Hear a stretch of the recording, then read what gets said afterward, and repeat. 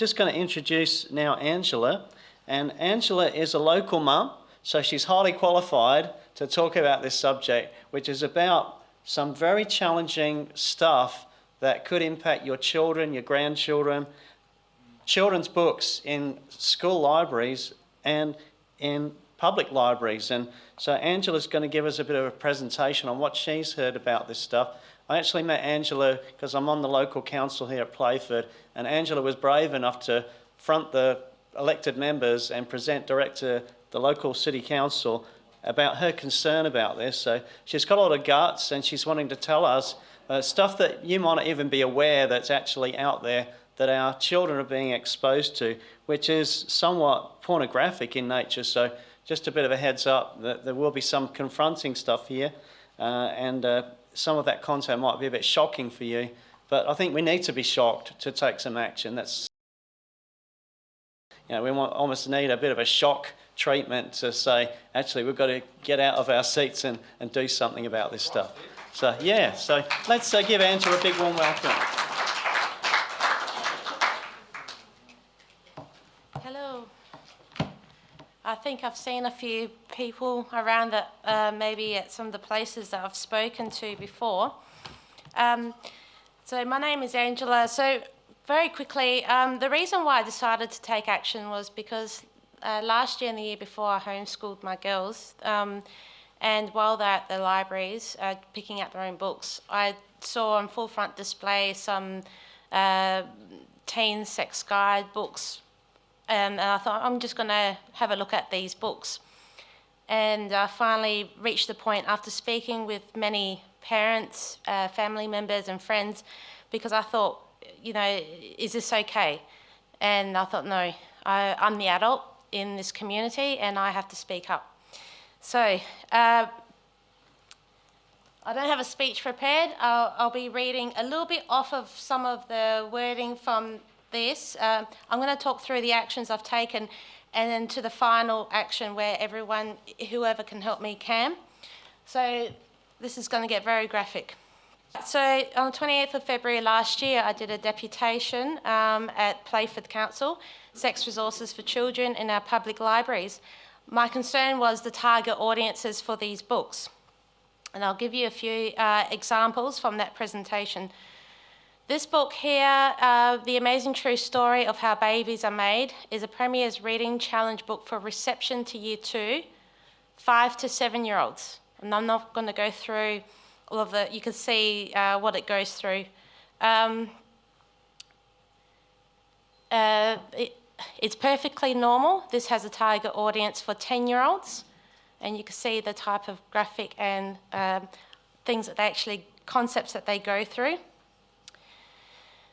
Let's talk about it. The Teen's Guide to Sex and Relationships has a target audience for 14. To whoever needs it, whatever your age. Now, that's quite graphic. When I did the, and I'll show you some, I added some more pictures because I didn't put these in the initial deputation of this book. So this book goes into how to take nude photos and send them to people, and how to research pornography. So it actually encourages porn consumption. The thing is, unless you, and I'll get into the memo response in a minute, unless you actually look for the target audiences, none of the books really have a target audience or consumer advice on the covers. I got the target audience when searching in the catalogue or online to see who it's the target audience is for. Pretty much all the books in our libraries are unrestricted. So the memo response I got, and I'm going to have to turn around because I can't read the writing. So if you look at the last sentence, it says, their response was, these items arrive already catalogued and public library services follow the guidelines set out by the Australian Classification Board and decisions made by the Classification Review Board. Their decisions. Now, I got in contact with a man from Queensland, Bernard Gaynor, who's also, Bernie's also been challenging books in Queensland, and he challenged a book called Genderqueer, and I saw this news article that reported on his challenge, and I noticed something which just got me to keep going. The spokesperson from the Communications Office or Classification Board Office said, generally, publications do not need to be classified before being made available in public libraries. So I thought, well, obviously the libraries board or, the librarian was obviously trying to push me away and say, well, they are making decisions. And I challenged it. I thought, that's not good enough. If they're not classifying books, what's happening? So I decided to write to Public Library Services South Australia. I brought my concerns and I gave examples. The boys, and I'll show you some graphic images there. The book for 10-year-olds, the book for 14-year-olds with those sample images, and I included the graphic novel series, The Boys. And this is a screenshot originally from the catalogue. These books were unrestricted. On the shelf, on the graphic novels area, right next to your Superman comic books. Public Library Services said that these books, they believe that they should be free from censorship. They believe that where children are involved, it is the right and responsibility of their parent or caregiver to make those decisions on the child's behalf.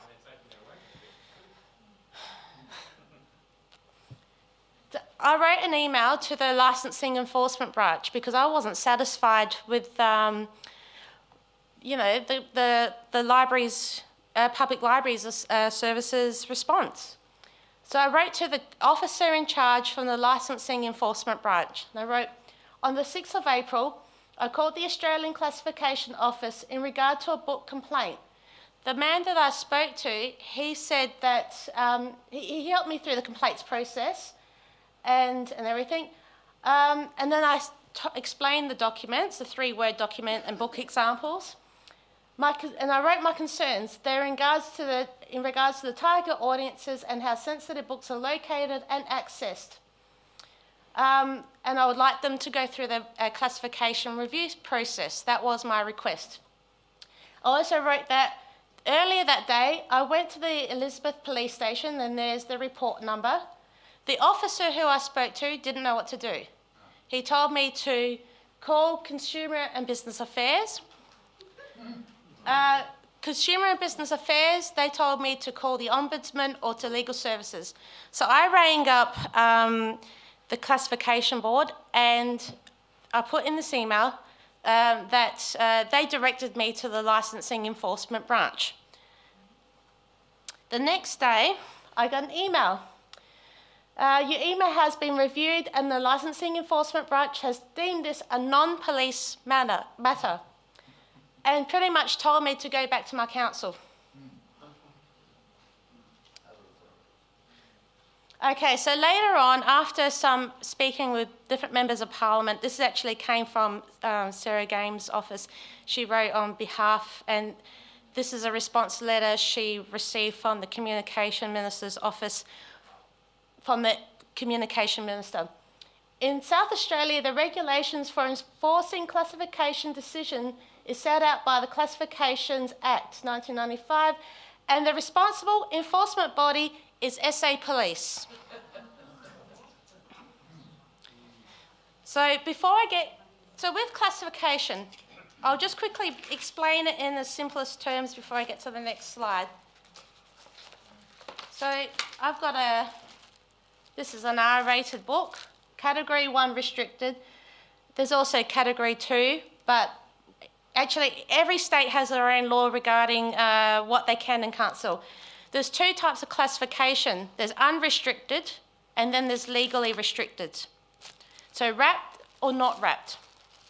Pretty much that's it. There's no G, PG, M, MA. I went through to get one to apply for classification for Let's Talk About It. This is the book for 14-year-olds, the one that teaches kids how to take nude photos and how to masturbate with sex toys and everything. My fee waiver application was denied. 3 reasons. One was because there's no mainstream news articles about the publication. Another one was because, well, one of them was because I'm not a not-for-profit organisation, I'm an individual, fair enough. And lastly, let's talk about it, is distributed by a major publishing company and is available at mass market retailers such as Amazon and Dimox. And it's not a special interest, you know, pretty much they believe that Penguin Random House is a reputable, publishing house. And they also decided that that book should be unrestricted. They could impose conditions for unrestricted books which are sexually explicit. They can put a condition that it should be wrapped and sealed before it's sold. They can put consumer advice for an M rating for an unrestricted book with a recommendation not to be sold or lent out unless you're over 15. They could have if they wanted to, but they didn't. By the way, that cost me $790 to get that book classified. If I would have taken the classification board to tribunal, it would have costed me $10,000. So I left that. Well, they had no mainstream news articles, so I had spoken to Senator Antic and I've had meetings with different members of Parliament, been speaking at lots of events, and so I gave them some news articles. Sky News did a small interview. I've spoken at Parliament House. I've spoken at a number of different events, podcasts, For the Kids Education Forum. Graham Hood did a tour, a couple of radio stations, and Joel Jamal from Turning Point Media. That one there, I actually, I went through some of the books, but I didn't just talk about the one book. I spoke about a few books. And I actually went out and I borrowed a whole bunch of books. Out of the just exposing and talking, this happened. The Amazing True Story of How Babies Are Made was deleted last year from the Premier's Reading Challenge book list just by exposing it.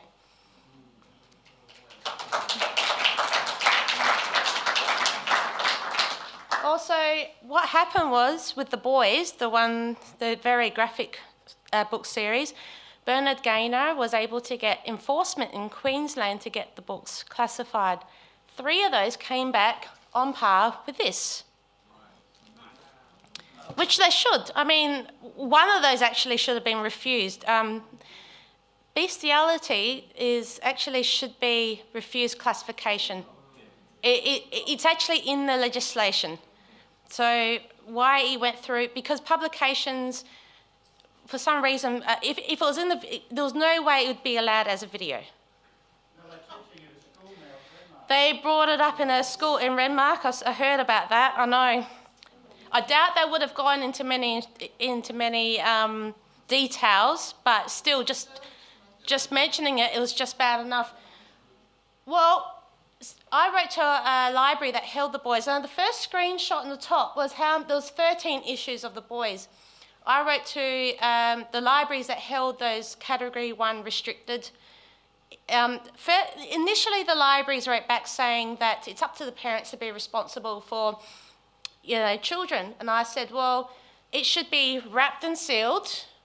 It needs to have consumer advice, and it needs to be in a restricted area because this is a public library, and children can self-check out. And I said, there's a $5,000 penalty, and I gave him the relevant section of the legislation. And now there's 8 books in the boys series, not 13 anymore. So they've removed them at some point across SA. So that's something positive. But I had to really insist, I had to push. This is a definition of a submittable publication as defined in the Act. So pretty much a book that's likely to cause the publication to be classified RC, so that's refused classification. B, are likely to cause an offence to a reasonable adult to the extent that the publication should not be sold or displayed as an unrestricted publication. Or C, are unsuitable for a minor to see or read. So why is it that then only these books, magazines, get classified and not the ones for children, because some of those sex instruction books and graphic novels, and I've got some more examples, have not been classified by the Australian Classification Board. And are they suitable for minors to see and read? I'm glad everyone agrees. Some people think that some of these books have educational merit. You know, this is an example of what I think is a submittable publication. This is a screenshot of the catalogue. Lucendale School Community Library has this book in their collection. So one school does have it, a community school. But I think with the local communities, the regional communities, they share with the public library system, or it's in the school, and yeah, so I'm not sure how that works. But this book has not been classified by the Classification Board, and actually it was Playford Library, librarian who gave an R18+. So why didn't they submit that for classification review? Because R18 is a legal restriction. So these are the three main laws around, and I won't read them out, but I can, help people find them afterwards if they want to have a read.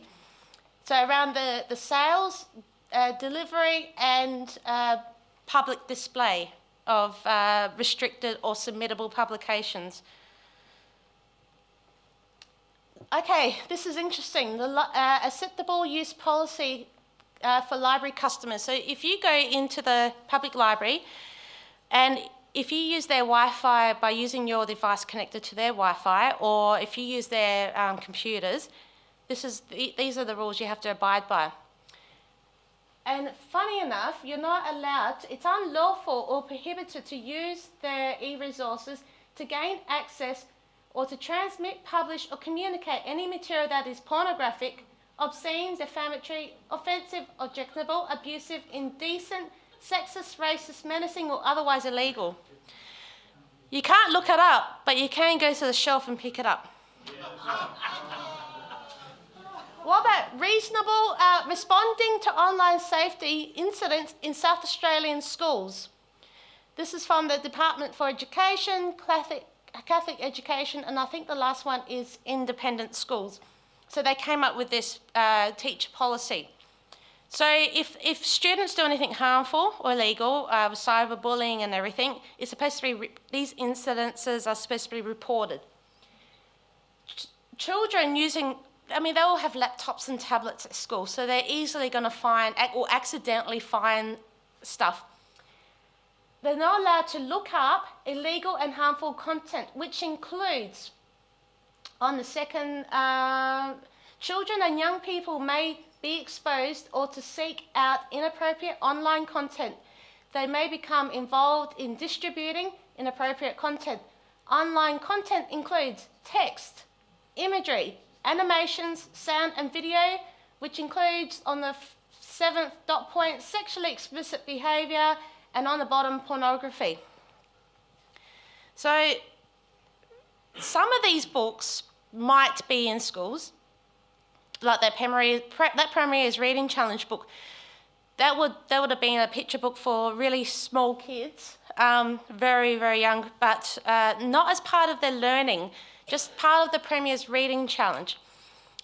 Whether you would classify that as pornographic or educational, I don't know. In high school, they might have a bit more explicit books, especially in the novels, in the fictional novels. Maybe not so much, picturized. It's really up to the parents to check out the school libraries. I don't know what's in every school. Okay, what about publishing companies? So this is Penguin Random House's terms and conditions for submission guidelines if you want to publish. And they have to submit your submissions, like your manuscripts, and you can't. And on the fourth dot point, it says user submissions must be respectful of others. And then it gets to your user submissions may not include any negative comments that are connected to race, national origin, sexual gender, sexual orientation, or physical handicap, or that are defamatory, slanderous, indecent, obscene, pornographic, or sexually explicit. But they're the company that published that book for 14-year-olds. What about Kindle Direct Publishing or Amazon? And this is a self-publishing company. Like every other publishing company, I just happened to pick two. And they're all pretty much the same. So same sort of thing. We do not sell certain content, including content that we determine that is hate speech, promotes the abuse or sexual exploitation of children, contains pornography, glorifies rape or pedophilia, advocates terrorism or other material that we deem inappropriate or offensive. They had the boys up for sale. I reckon that, the boys, and it's still up for sale, and they have not updated their consumer advice yet. Okay, this year I did another deputation. I spoke on behalf of the members of Port Adelaide and Enfield Council. Sexually explicit books for children in our public libraries.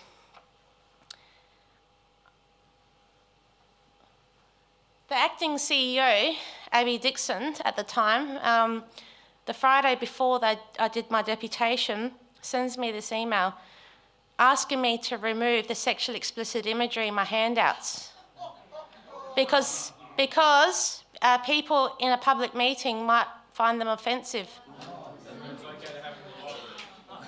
And the people getting the handouts are only council members.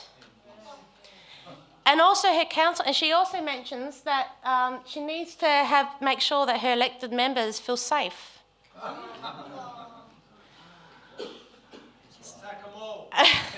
I wrote back and I said, well, this, she understands it. I mean, I don't actually disagree with her. I find some of those images disgusting. And a lot of adults would find them very offensive. I agree with her. But that's the whole point of this deputation. And I said, that's, and she pretty much defined a submittable publication. Anything that adults, if a reasonable adult finds things offensive, then maybe they should be legally restricted, pretty much. Even, there's different levels. So with videos and games, you've got MA, which is quite explicit, and then you've got R-rated. I mean, there's certain criteria that needs to be met.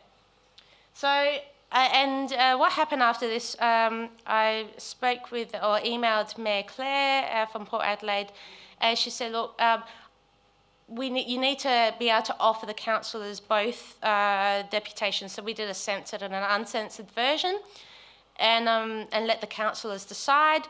And I started my deputation with this speech, with her email.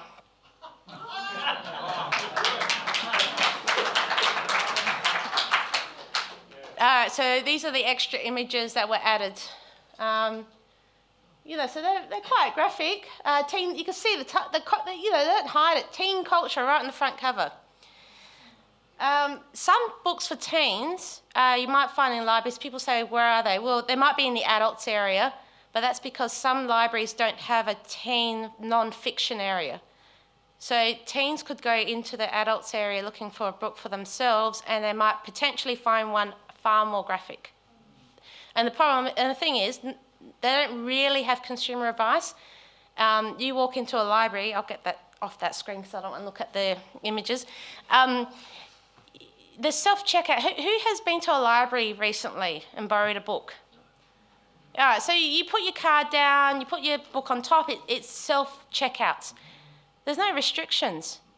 I know some libraries, Teacher Gully has student library cards and child library cards, and if your child is under 15, wants to borrow an MA-rated video or game, it restricts them, it stops them. And I would like to see something like that happen with publications. So I've got, last year I launched a petition. Probably a few of you may have already signed it, but it seeks, at the moment, these books are legally unrestricted. I couldn't get enforcement to do anything, so we really, the other avenue they suggested was Parliament action. So this is addressed to the House of Assembly. So if I get 10,000 signatures, The upper house form a committee, and they will look at the requests. So I would like conditions on how certain publications are accessed and displayed, a borrow by request for sexually explicit publications where children must be accompanied by a parent or guardian.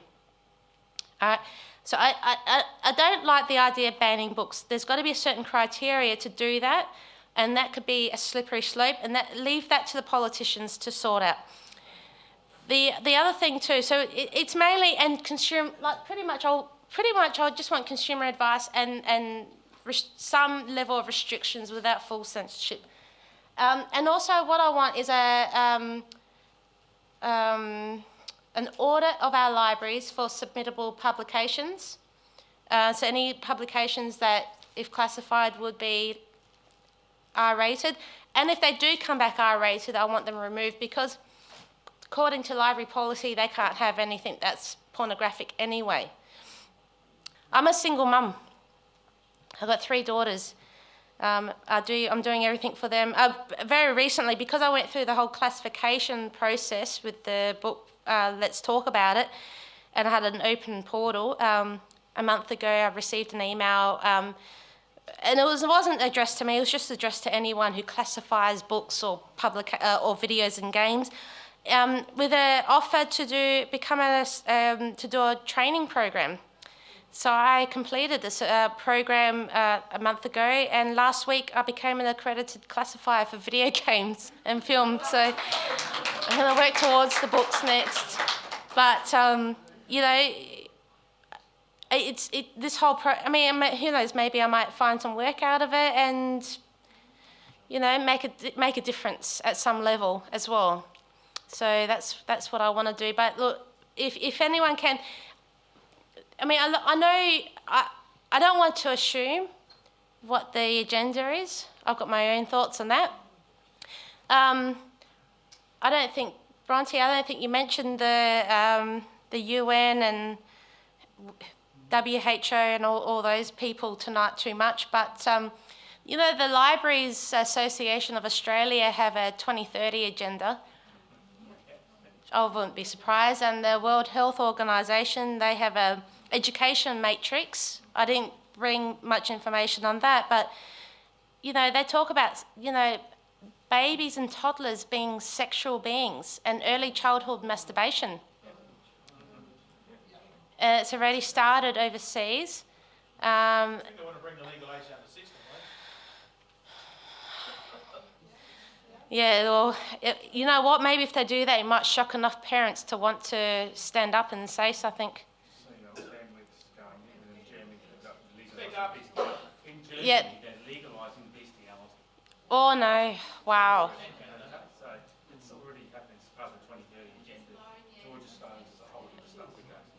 Well, yeah. So that's a whole. I mean, I don't talk much about the.